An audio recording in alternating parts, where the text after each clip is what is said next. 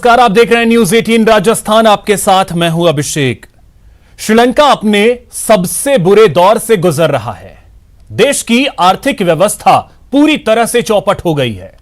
जनता की बुनियादी जरूरतें पूरी कर पाने में सरकार असफल हो गई है। जनता में भारी आक्रोश है। श्रीलंका में इमरजेंसी घोषित हो चुकी है। राष्ट्रपति के भागने की भी खबर है। प्रदर्शनकारियों ने पीएम आवास के बाहर विरोध प्रदर्शन किया। उग्र भीड़ को काबू करने के लिए सुरक्षा बलों ने आंसू गैस का इस्तेमाल किया।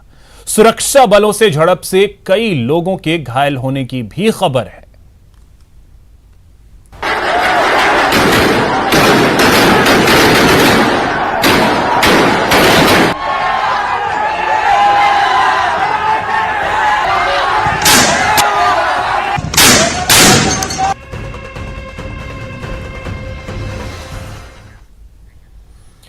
तो श्रीलंका का हाल क्या है, इन 5 तस्वीरों में देखिए। पहली तस्वीर में प्रदर्शनकारी प्रधानमंत्री हाउस के गेट को तोड़ रहे हैं। दूसरी तस्वीर में प्रदर्शनकारी प्रधानमंत्री हाउस के ऊपर जश्न मना रहे हैं। तीसरी तस्वीर में श्रीलंकाई मानव श्रृंखला के जरिए सड़कों पर विरोध जता रहे हैं। और चौथी तस्वीर में हिंसक झड़प के बीच पुलिस की मदद भी कर रहे हैं। और 5वीं तस्वीर में आप पूरा जनविद्रोह देख सकते हैं।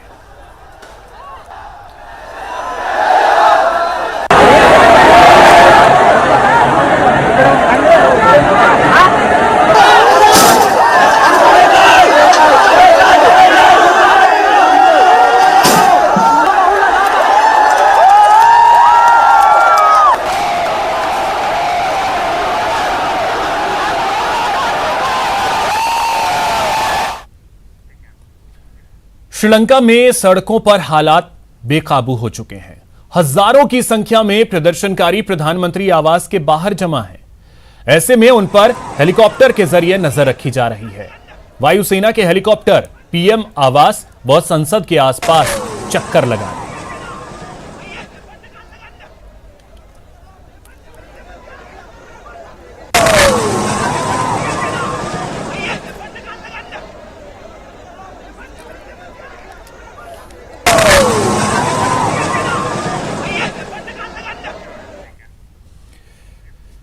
तो चलिए समझने की कोशिश करते हैं कि श्रीलंका में आखिर यह स्थिति बनी क्यों, इसका समाधान क्या हो सकता है और कैसे वापस श्रीलंका पटरी पर लौट सकता है। इन तमाम चीजों को समझने की कोशिश करते हैं।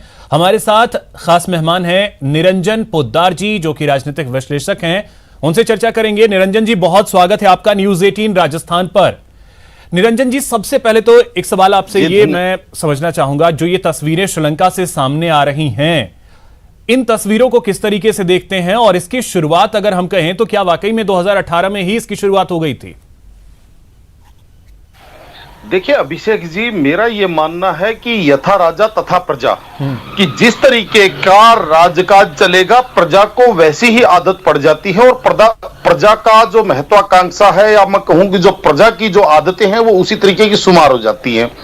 और जो आप बता रहे हैं कि 2018, देखिए ऐसा है कि श्रीलंका की जो आर्थिक, वहां की जो आर्थिक स्थिति थी, जिस आर्थिक व्यवस्था थी, वो वहां पे टूरिज्म और एग्रीकल्चर, 2 चीजें वहां की मजबूत स्तंभ थे वहां की आर्थिक स्थिति में। जिस तरीके से श्रीलंका वहां पे दालों का एक्सपोर्ट करता था, श्रीलंका वहां से चाय का एक्सपोर्ट करता था, और इतना बड़ा उनका भाग था पूरे विश्व के अंदर इन चीजों को करने के लिए। लेकिन वहां की सरकार ने जिस तरीके से उनकी स्थिति थोड़ी सी चरमराई कोरोना काल के अंदर, जैसे ही वहां का टूरिज्म खत्म हुआ या कम हुआ, या समझ लीजिए बिल्कुल धरातल पे आया, तो उसी से वहां की स्थिति चरमराई। और चरमराते ही सरकारों ने देर थी फैसले ऐसे कर लिए कि जिसको कहते हैं दुधारी तलवार उन्होंने चला दी। उन्होंने कैसे, एक तो उन्होंने यूरिया का जो अपने यहां जो रासायनिक जो खाद होती है, जो एग्रीकल्चर में काम आती है, उसके आयात पे उन्होंने प्रतिबंध लगा दिया। और वहां पे उन्होंने लोगों को एक झुंझुना पकड़ा दिया कि ऑर्गेनिक पे जाओ, ये करो वो करो, तो एग्रीकल्चर का उत्पाद तो वैसे खत्म हो गया। और उसके बाद में जो टूरिज्म का व्यापार, उनका जो एक स्तंभ था, वो इसलिए टूट गया क्योंकि कोरोना की वजह से सारे लगभग पूरा विश्व लॉकडाउन में चला गया, विश्व स्थिर हो गया था। और उसके बाद में जो जिसको कहते हैं कि जले पे नमक छिड़कने वाली बात, तो उन्होंने श्रीलंका ने अपनी जो देश की जो कमांड हाथ में दे दी थी, वो दे दी थी चाइना को। चाइना के ऊपर उन्होंने इतना, ये उनके मेरे हिसाब से सबसे बड़ी जो त्रुटि थी, भूल थी, कि उन्होंने चाइना जैसे देश के ऊपर भरोसा किया, जो केवल और केवल आप ये मान के चलिए शोषणकर्ता देश है, जो एक विस्तारवादी देश है। तो उन्होंने वहां चाइना से बहुत बड़ा कर्ज लिया, और ऐसी ऐसी शर्तों के ऊपर कर्ज ले लिया कि जिन शर्तों को पूरा करना भविष्य के लिए, श्रीलंका के लिए बिल्कुल मुनासिब नहीं था।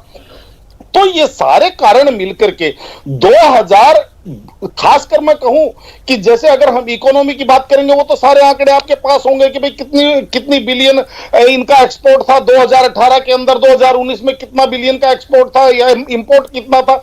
लेकिन मैं आपको बताऊं 2020 के बाद में इनकी स्थिति चरमराने लगी, और जिसको कहते हैं कि खाज में, कोड में खाज ये हुई कि जब से 2022 में ये जो यूक्रेन और रशिया का युद्ध स्टार्ट हुआ, और इससे एक विश्वव्यापी उछाल आया, ग्लोबल, जिसको कहते हैं ग्लोबल हाइप आया, जो रेटों के अंदर इन्फ्लुएंस आया, उसने आप ये मान के चलिए श्रीलंका को भट्टा बैठा दिया। और उसके बाद में आज वहां की जनता उन चीजों को स्वीकार करने के लिए नहीं तैयार नहीं है, जो उन्होंने फ्री की रेवड़ियां खाई, जिस तरीके से वहां पे उन्होंने टैक्सेशन के अंदर जो रियायतें दी, केवल और केवल राज करने के लिए, सत्ता पाने के लिए उन्होंने लोगों को जो फ्री का शहद चटाया, चाशनी चटाई। क्या हम ये मान सकते हैं श्रीलंका सरकार की दूरदर्शिता बिल्कुल भी नहीं थी, दूरदर्शी सरकार बिल्कुल भी नहीं थी? क्योंकि जो खाद को लेकर के आपने जिक्र किया, क्योंकि श्रीलंका की इकोनॉमी एक तो कृषि है और दूसरा पर्यटन है। पर्यटन के बारे में मैं चर्चा करूंगा, उससे पहले आपने जो कृषि की बात कही, ऑर्गेनिक की तरफ जाने से पहले धीरे धीरे जाना चाहिए। श्रीलंका सरकार ने अचानक से फैसला ले लिया, उसके बाद जरूरत पड़ी खाद की तो अचानक से चाइना से ही इंपोर्ट किया था, जिसे फिर उसे वापस भेजना पड़ा। तो दूरदर्शी सरकार साफ तौर पे नहीं लगा कि श्रीलंका की है, दूरदर्शिता की साफ तौर पे कमी नजर आई, और जो चाइना का मकर जाल था उसमें पूरी तरीके से फंस गई। देखिए अभिषेक जी, इसके अंदर दूरदर्शिता से ज्यादा जो मैं इसके अंदर बात मानता हूं, वो मैं मानता हूं वहां के जो भ्रष्टाचार या वहां की नीयत जो सरकार की थी, वो सही नहीं थी। अन्यथा देखिए, आईएमएफ भी हर देश को बार बार चेताता रहता है, और जो वित्त विशेषज्ञ होते हैं, राष्ट्रीय वित्त विशेषज्ञ भी होते हैं, अंतर्राष्ट्रीय वित्त विशेषज्ञ भी होते हैं, वो भी सरकारों को सलाह देते हैं। हर एक सरकार की वहां पे पूरे विश्व, आजकल विश्वव्यापी स्क्रूटनी होती है, और उसकी जो रिपोर्टें अंतर्राष्ट्रीय खबरों के अंदर छपती रहती हैं। तो क्या कहने का तात्पर्य ये है कि मैं ये नहीं कहूंगा कि भाई वहां की सरकार के द्वारा भूल हुई है या वहां की सरकार की एक दूरदर्शिता की कमी थी। मेरा यह मानना है कि केवल और केवल इसके अंदर नीति, नियत और सबसे महत्वपूर्ण चीज है वो ये है कि इनकी नियत सबसे ज्यादा खराब, मैं नियत को दोष दूंगा, इनकी नियत बहुत खराब थी। जो आज हमारे देश के अंदर भी कई राज्यों के अंदर, हमारी राजनीति के अंदर देखो, जो पैर पसार चुकी है, चाहे बिजली फ्री, पानी फ्री, फलाना फ्री, लैपटॉप फ्री। तो ये जो फ्री की जो राजनीति है, केवल और केवल जनता को भरमाने के लिए, जनता को ललचाने के लिए, जनता जो है वो आप देखिए नासमझ होती है।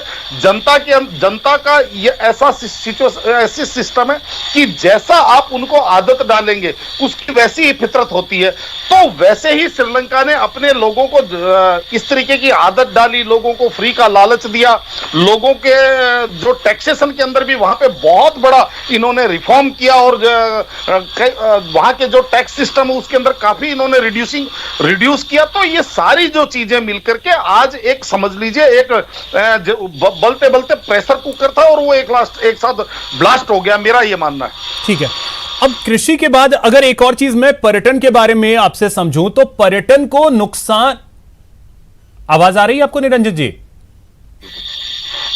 जी दोबारा से पूछिए क्या कह रहे हैं। हाँ, मैं ये पर्यटन के बारे में अब जरा सा मैं आपसे समझना चाहूंगा कि पर्यटन को भी नुकसान जो पहुंचा है उसमें सुरक्षा व्यवस्था बहुत बड़ी, अगर कहें तो जिम्मेदार रही हो, क्योंकि 2019 में जो ईस्टर के समय धमाके हुए, उसके बाद एक तरीके से हमने देखा कि सोशल मीडिया पे श्रीलंका को लेकर बहुत सारी नेगेटिव चीजें चली।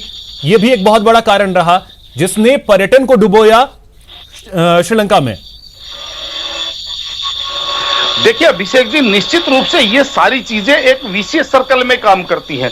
विशेष सर्कल एक चीज से दूसरी चीज, दूसरी चीज से तीसरी चीज और तीसरी चीज से पहली चीज, इस तरीके से जो विशेष सर्कल काम करता है, जिस भी देश के अगर नेगेटिव नकारात्मक विशेष सर्कल लागू हो गया अभिषेक जी, तो निश्चित रूप से देखिए उनकी जो वहां पे व्यवस्थाएं थी वो कमजोर पड़ी, जिसकी वजह से वहां का टूरिज्म भी फर्क पड़ा और लोगों के मन में एक भरोसा भी कम हुआ सरकार के प्रति। सुरक्षा का कहें या किसी भी प्रकार का कहें, लोगों के मन में एक भरोसा कम हुआ, वहां की व्यवस्थाओं में कमी आई, जिसकी वजह से टूरिज्म और कम हुआ और वहां की व्यवस्थाएं और कम हुई, वहां की इनकम और कम हुई और इस तरीके से वो नेगेटिव विशेष सर्कल चलते चलते आप ये मान के चलिए एक धरातल पे चला गया। तो इन चीजों का तो निश्चित रूप से फर्क पड़ता है, क्योंकि आप भी अगर अपने परिवार के साथ कहीं जाकर के ये कहेंगे कि भाई मैं 5 दिन की छुट्टियां अपनी बिताना चाहूंगा, तो आप ऐसी जगह जाना चाहेंगे जहां सुख शांति हो, व्यवस्थाओं की मूलभूत सुविधाओं की और सब तमाम चीजों की वहां पे व्यवस्था बहुत अच्छी उत्तम व्यवस्था हो और आपको वहां जाकर के 4 दिन 6 दिन सुकून मिले, ऐसी जगह पे आप जाना चाहेंगे, चाहे आपको 2 रुपए फालतू खर्च करने पड़ जाए। जहां पे आपको लगे कि मेरे और मेरे परिवार के लिए रिस्क है, यहाँ पे व्यवस्थाओं का अभाव है, तो आप भी वहां नहीं जाना चाहेंगे। तो निश्चित रूप से श्रीलंका के साथ भी कुछ ऐसा ही जो पिछले 2-3-4 सालों के अंदर जो घटित हुआ, और मैं जो कह रहा हूं कि खासकर ये जो सबसे बड़ी जो चीज थी कि देखिए खोखला श्रीलंका को चाइना ने पहले ही कर दिया था, लेकिन कोरोना काल तथा उसके बाद में ये जो अंतर्राष्ट्रीय जो परिस्थितियां बनी, जिस तरीके अंतर्राष्ट्रीय परिस्थितियों के अंदर एक तनाव फैला, रूस यूक्रेन, इधर चाइना ताइवान के ऊपर आंख गड़ा के बैठ गया और जिस तरीके से एक अंतर्राष्ट्रीय अशांति की स्थिति हुई, उसने श्रीलंका की कमर को तोड़ के धर दिया, मेरा तो यह मानना है। ठीक है, अब अगर निरंजन जी मैं इसी के बारे में आपसे समझूं, देखिए कहा यह जाता है कि उधार लेकर के आप महल खड़ा करते हैं तो वो आपके लिए बहुत बड़ा नुकसान हो सकता है। क्या श्रीलंका ने यही गलती की? क्योंकि सार्वजनिक चीजों के लिए अगर आप लोन ले रहे हैं, किसी से कर्ज ले रहे हैं, तो बहुत बड़ा नुकसान हो सकता है। उसकी भी ये बन गई ये तस्वीरें कि श्रीलंका ने लगातार कर्ज लिए सिर्फ और सिर्फ जरूरतों को पूरा करने के लिए। निश्चित रूप से अभिषेक जी, देखिए हमारे यहाँ पुरानी कहावत है और खासकर राजस्थान के अंदर तो एक पुरानी कहावत कही जाती है कि कर्ज और मर्ज को आदमी को कभी भी छोटा नहीं समझना चाहिए, वो कभी भी विकराल रूप धारण कर सकता है। और यहाँ पे स्थिति ये हो गई कि अगर आप कर्ज लेकर के घी पिएंगे या कर्ज लेकर के अगर आप चैन पहनेंगे, सोना पहनेंगे, तो निश्चित रूप से उसकी परिणति ऐसी होगी। श्रीलंका की अपनी आर्थिक स्थिति इतनी पहले से, इनके राजकोषीय घाटा इनका इतना इस स्तर पे जा रहा था, इनके पास विदेशी मुद्रा का भंडार कभी भी बहुत ज्यादा पर्याप्त स्थिति में नहीं था। जीडीपी इनकी ऊपर नीचे फ्लेक्सिबल थी, मतलब फ्लक्चुएट करती थी, और उसके बाद और इनका जो आयात और निर्यात के बीच में भी एक असंतुलन था। और उसके अंदर भी श्रीलंका ने अपने आप को पेरिस बनाने के चक्कर में या अपने आप को सिंगापुर बनाने के चक्कर में, आप ये मान के चलिए चाइना को गिरवी रख दिया। जैसे आज मैं कहूं, अगर हमारे पड़ोसी देश पाकिस्तान की बात करूं, तो आज वो जैसे पाकिस्तान पूरा का पूरा चाइना के ऊपर निर्भर हो गया। चाइना के आप ये मान के चलिए, चाइना का अपने आप को एक तरह का रहन उसने रख दिया, गिरवी अपने आप को रख दिया। उसी तरीके से श्रीलंका ने चाइना के ऊपर, और चाइना आपने देखा होगा आज तक कभी भी विश्वस्त साथी चाइना किसी का भी नहीं हुआ। चाइना की स्थिति वो रही है कि ऐसा कोई सगा नहीं जिसको हमने ठगा नहीं, चाहे वो पड़ोसी हो, चाहे उनका मित्र देश हो, चाहे उनका किसी भी प्रकार के संबंध हो। उत्तर कोरिया आपने इस चीज के अंदर मैं एक विशेष उदाहरण दूंगा कि भाई उत्तर कोरिया के जो वहां के जो राष्ट्रपति थे वो उन ताना शाह, उनके साथ जिस तरीके से चाइना ने धोखाधड़ी करी और वो भी शांत होकर के बैठ गए, लेकिन वो पहले ही समझ गए कि चाइना जो है वो मुझे चौड़े में मरवा देगा। तो कहने का तात्पर्य ये अभिषेक जी, आज ये श्रीलंका नहीं समझ पाया कि भाई मेरा जो मित्र देश जिसको मैं मानता हूं, जिसके ऊपर मैं इतना भरोसा कर रहा हूं, चाइना की बात कर रहा हूं, वो हमारे संकट में, और हमारे यहां कहावत है ना कि भाई धीरज धर्म मित्र अरुणारी आपतकाल परखिय चारी।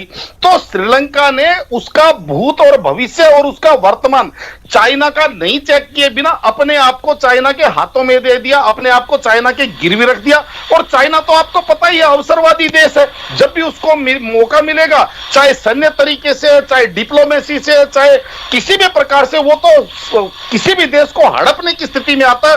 वो तो ये चाहता है कि भाई इस देश के अंदर मैं अपना साम्राज्य स्थापित कर दूं, विस्तारवादी देश इसीलिए चाइना को कहा जाता है।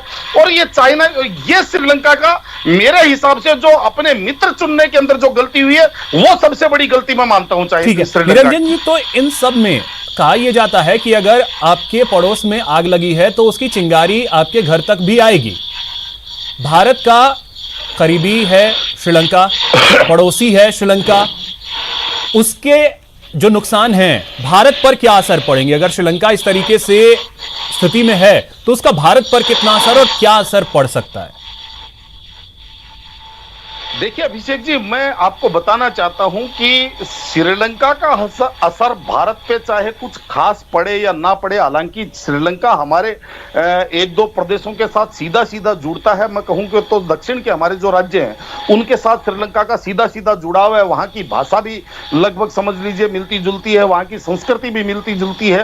तो इन चीजों को मैं कहूं, लेकिन भारत क्या है, अपने आप में गणराज्य है और इतना विशाल देश है। और आप ये मान के चलिए आज की तारीख में मैं कहूं कि उत्तर से लेकर दक्षिण और पूर्व से लेकर पश्चिम, हमारे यहाँ पे जितनी भौगोलिक संपदा है, हमारे यहाँ केवल और केवल हमारी अगर भारत के ऊपर फर्क पड़ेगा तो वो हमारा अपना लालच हमें मरवाएगा, हमारी अपनी गलत नीतियां हमें मरवाएगी। श्रीलंका, पाकिस्तान, अन्य किसी के से हमारे ऊपर कोई विशेष प्रभाव नहीं पड़ने वाला। हमारी जो तो इंटरनल जो राजनीति है, इंटरनल जो एक चीज है निरंजन जी, जब ये स्थिति है तो फिर भारत को बार बार सफाई क्यों देनी पड़ रही है? नहीं, निश्चित रूप से देखिए ऐसा है कि कुछ जो शक्तियां होती हैं उनको मैं कहूंगा कि अंतर्राष्ट्रीय शक्तियां भी होती है, बाहरी शक्तियां भी होती है और आंतरिक शक्तियां भी होती है, जो कहीं ना कहीं किसी भी देश के साथ ऐसा घटनाक्रम करती हैं कि भाई उस देश की प्रगति को रोकने की चेष्टा करती है। तो उसके अंदर कुछ चीजें ऐसी होती हैं जो निकाल करके और उनका नकारात्मक रूप दिखाया जाता है। जैसे अभी मैं आपको बताऊं, पीछे अभी मैं सोशल मीडिया के ऊपर देख रहा था अभिषेक जी, ये दिखाया जा रहा था कि चाइना के ऊपर तो 51 बिलियन डॉलर का कर्ज होने के बावजूद, सॉरी, श्रीलंका के ऊपर तो 51 बिलियन डॉलर का कर्ज होने से श्रीलंका की ये हालत हो गई है। भारत के ऊपर तो 620 बिलियन डॉलर का कर्ज है, भारत की क्या स्थिति होगी? तो कोई भी सामान्य आदमी जब ऐसी खबर देखेगा या ऐसी रिपोर्ट को देखेगा तो अभिषेक जी उसका दिल दहल ही जाएगा, जो संवेदनशील व्यक्ति होगा। लेकिन उसके जो पीछे के जो तथ्य है वो सारे के सारे छुपा लिए गए कि श्रीलंका की 51 बिलियन डॉलर का कर्जा होने के पीछे वहां की जो जीडीपी की जो डेथ रेशियो थी वो 119% पे चली गई, वो किसी ने नहीं बताया। और भारत 622 बिलियन डॉलर कर्ज होने के बावजूद हमारी डेथ रेशियो जो है वो 19% से नीचे है। निरंजन जी, यही तो है, सोशल मीडिया पर टेक्निकल चीजें कोई बताता नहीं है। सोशल मीडिया पे टेक्निकल चीजें तो कोई बताता नहीं है, हवा की चीजें वहां दे दी जाती हैं और लोग उसको सच मान लेते हैं। ठीक है, लेकिन एक चीज और निरंजन जी, मैं वही कहा यह जा रहा है कि बहुत बड़ा हाथ एक परिवार का भी है, राजपक्षे परिवार का भी बहुत बड़ा हाथ है श्रीलंका को इस स्थिति में ले जाने के लिए। देखिए अभिषेक जी, निश्चित रूप से कहीं पे भी जब एक पारिवारिक या एक परिवार की या एक खानदान की या मैं कहूं कि एक गुट की अगर कहीं पे भी कोई किसी भी प्रकार की सत्ता होती है जहां पे विपक्ष का बोलबाला कम होता है तो निश्चित रूप से वहां पे ऐसी स्थिति आने की बहुत प्रबल संभावना रहती है। इसीलिए हमारे यहाँ कहा जाता है, हमारे यहाँ भारत के अंदर लोकतांत्रिक व्यवस्था है और श्रीलंका से भिन्न हमारे यहाँ की जो राजनीतिक व्यवस्था है वहां की और यहाँ की राजनीतिक। तो निरंजन जी, एक जल्दी से मैं चाहूंगा कि आप एक मेरे आखिरी सवाल का जवाब, मैं आखिरी सवाल आपसे ये लेना चाहूंगा कि इसका समाधान क्या है श्रीलंका के लिए? अगर देखा जाए तो समाधान किस तरीके से हो सकता है? देखिए इसके समाधान 3 स्तर पे आपको इनको करने पड़ेंगे कि पहली बात तो इनको अपनी अंतर्राष्ट्रीय पॉलिसियां हैं उनके अंदर इनको बदलाव करना पड़ेगा। वहां की जनता को कड़ी दवाई पीने के लिए, यानी कि वहां की जनता को कुछ कड़े फैसले स्वीकार करने पड़ेंगे। अगर वहां की जनता जिस तरीके से बवाल कर रही है और जिस तरीके से सड़कों पर उतर रही है, इससे तो केवल और केवल वहां पे गृह युद्ध की स्थिति बनेगी। कुछ दिन के अंदर वहां आपस में मारकाट मच जाएगी। आज तो वहां पे जो राजनीतिक परिवार है या राजनीतिक लोग हैं उनके ऊपर हमले हो रहे हैं, उसके बाद में जो सबल व्यक्ति है वो दुर्बल व्यक्ति पे हमला करना चालू कर देगा, तो इससे तो वहां की स्थिति और ज्यादा खराब होगी। लेकिन वहां की जनता को भी थोड़ा सा धैर्य रखना पड़ेगा, और भारत तथा विश्व के अंदर तमाम बहुत सारे ऐसे देश हैं जो विपरीत परिस्थितियों के अंदर मानवता की रक्षा के लिए या वसुधैव कुटुंबकम की नीति के ऊपर चलने वाले देश हैं, उनसे श्रीलंका को तो मदद निरंजन मांगनी जी, अब पड़ेगी। इन चीजों और पर वहां की श्रीलंका जो कब पॉलिसी- काम करेगा ये देखना अहम होगा। अगर इन चीजों पे काम करता है तो स्थिति सुधरेगी। उम्मीद यही की जानी चाहिए कि हमारा जो पड़ोसी है वो बेहतर स्थिति में आए। फिलहाल बहुत शुक्रिया आपका हमारे साथ जुड़ने के लिए, और आपने पूरे विस्तार से एक एक चीज बताई, इसके लिए आपका बहुत बहुत धन्यवाद। तो फिलहाल इतना ही, नमस्कार।